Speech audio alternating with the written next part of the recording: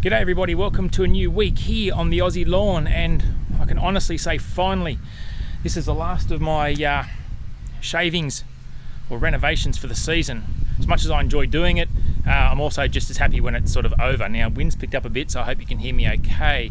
The variety behind me here, if you're any new to the channel, this is buffalo grass, and it's the Sapphire variety. So it's sort of it appears to be a little bit more of an upright buffalo compared to Sir Walter, which seems to be a little bit more horizontal in its growth. I actually do prefer this variety for that upright reason. I'm not a believer of cutting this stuff super short, so I sort of treat this a little bit more American, if you will. A lot of the American guys are all about keeping things nice and long, and generally speaking, Australians are all about keeping things as short as possible. With buffalo though, I'm a believer that the Americans are onto something here, and I prefer to keep it on the higher side of things. So I cut this at about 80 millimeters and sometimes a little bit higher, just depending. That being said, today's renovation, we're only going to take it down to about an inch or a bit under, probably 20. I think that Honda measures out about 22 mils is the closest thing I can get to an inch. We're going to have a little experiment with the Scarify. We talked about scarifying, so I'm going to answer a few questions, well, by demonstration, I guess. Should you scarify buffalo? What happens when you do? How does it recover? All this sort of stuff. So we're going to have a little test plot of that. I haven't set the Scarify to be super aggressive. I've got it slightly above ground level, probably, would I say 5 or 6 mils above ground level. So still a very, very savage, in my opinion, height for buffalo. But yeah. Anyway, guys, look, let's hook in.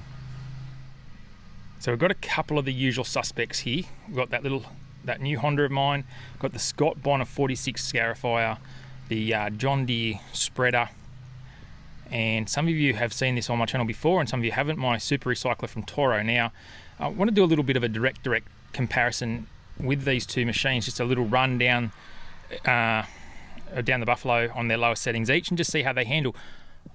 I really enjoy using this Toro for mowing. I don't feel it to be fantastic for renovation, so I'm going to put them side by side. The Toro Giant towers over the Honda by comparison. It's 19 inch versus 21 inch on the Super Recycler. The Toro's got slightly more cubic capacity motor. Honda's 160, I think that's 190 cc. I have to double check. I'll put it in the comments below, on a little thing at the bottom there. See how it bags, see how it catches, and just have a little quick comparison of those as we go along. So this will be a little experimental plot. So we'll probably scarify half of this and shave and scarify the other half. Then we'll divide it again the other way, and I haven't fully decided, but what we'll probably do, might top dress that half and not top dress that half, and just see.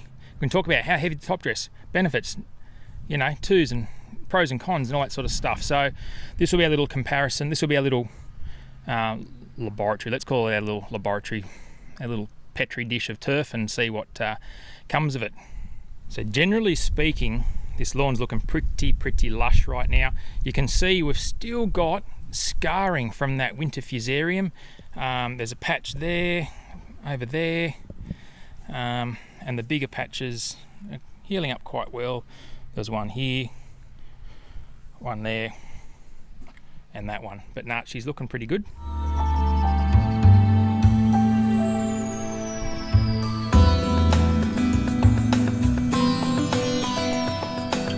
Yeah, so look at that. We're looking at about 4 inches at the moment unmown.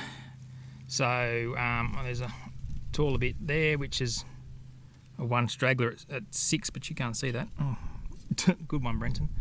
Alright guys, we'll hook in. Sit back, relax. I hope you enjoy the episode.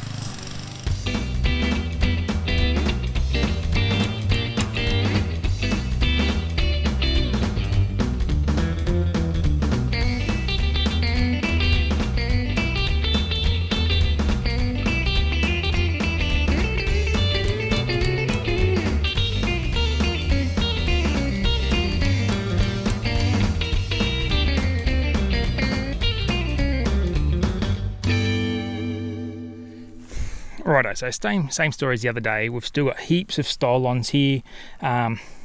You'll notice that the Sapphire's probably got a little bit more leaf stuff with it as well. So that's sort of what we like to see. You can see generally there's a bit less, my lawn was a bit less thatchy. Yeah, it was long, it was a bit less thatchy than the other one we did the other week. So I've left this bit here. You can see how much we've hooked into it. You can see how this is more of an upright growth habit. Wants to grow up nice and tall. Nelly, has similar appearance. I'm going to get shot down in the comments for this. Nearly a similar appearance, or as close as a warm season grass could get to tall fescue, because it's got that sort of upright broadleaf growth about it. So let's scarify this section here now, scarify that section there, and see how it comes up.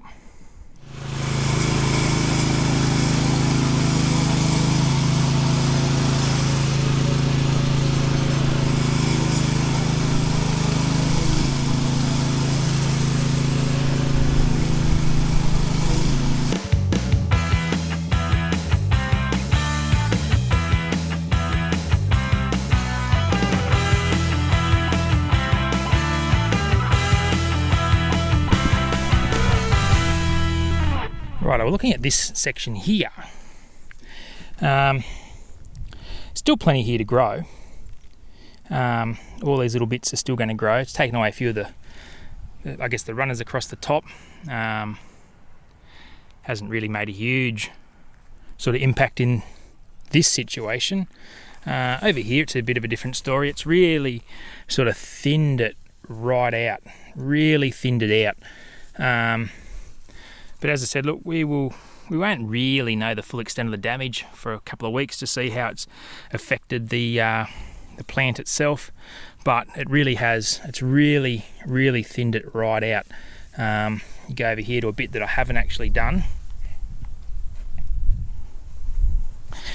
So you can see how much it's taken out.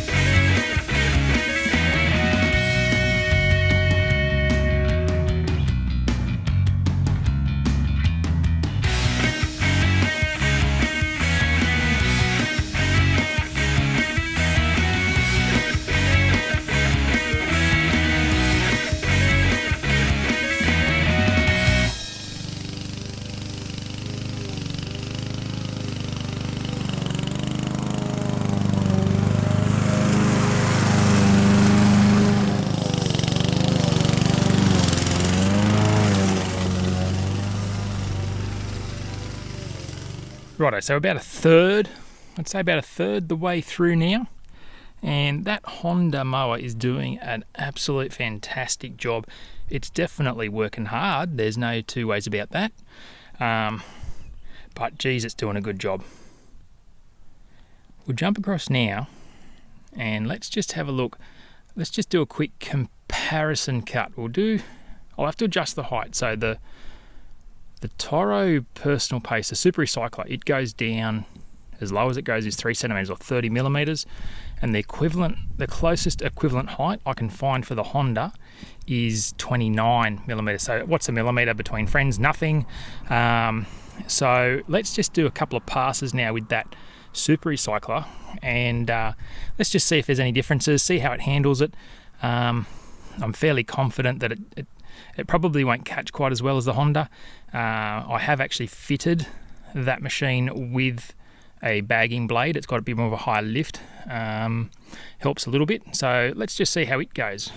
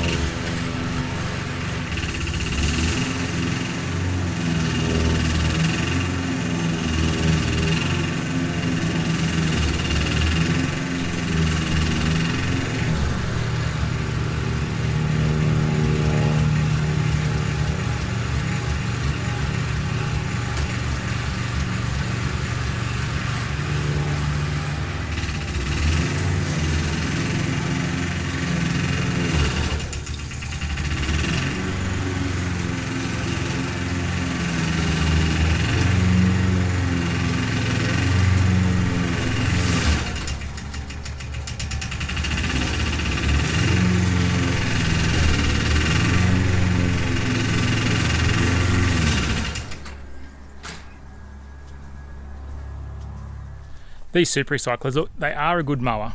They are probably ideally built for mulching first, side discharge, and then finally catching.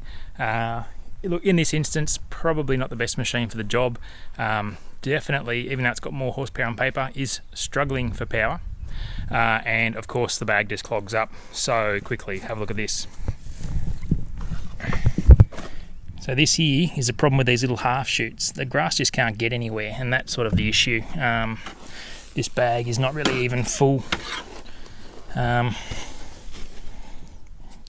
Maybe the newer machines have had improved catching abilities, but yeah, look, keep these sort of mowers for cool season grasses and just general mowing. Probably not very suitable for renovations. And don't forget, this is only going down 30, and I really would question if that is 30 if I put a ruler against it. I still like it, just not for this.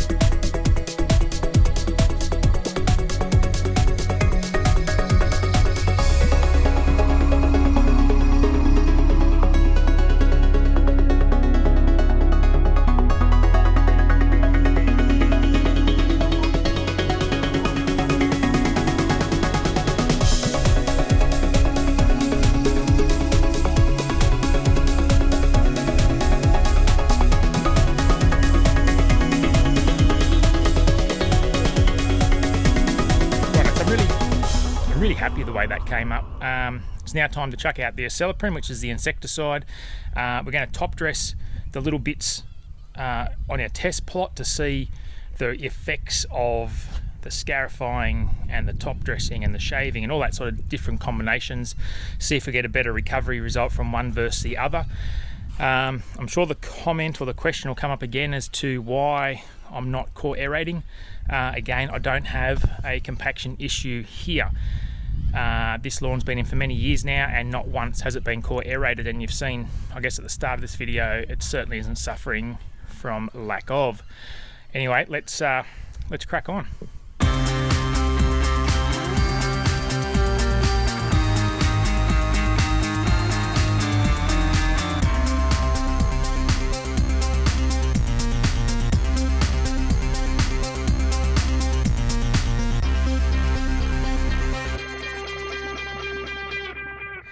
So that's a pretty good example there of how you'd want your top dress to look on a buffalo lawn. So you can see you've still got plenty of stuff pushing through, stalky material and stuff like that. Now that's going to settle in even more once we put the water on it. So it might look heavy at first, but once it's washed in, it'll wash down even further. So that's about all you'd really want to do. This section here, our other little trial bit here, could be a little bit of a problem child because you can't really rub it in real easy because of the height. So another little learning curve there that we can all look at. So, and of course the bit up the back there is untouched to see the difference in response, if there is any at all, if there's not. So yeah, stay tuned for that. Righto, so we'll chuck a bit of fertilizer now and insecticide and some wetting agent.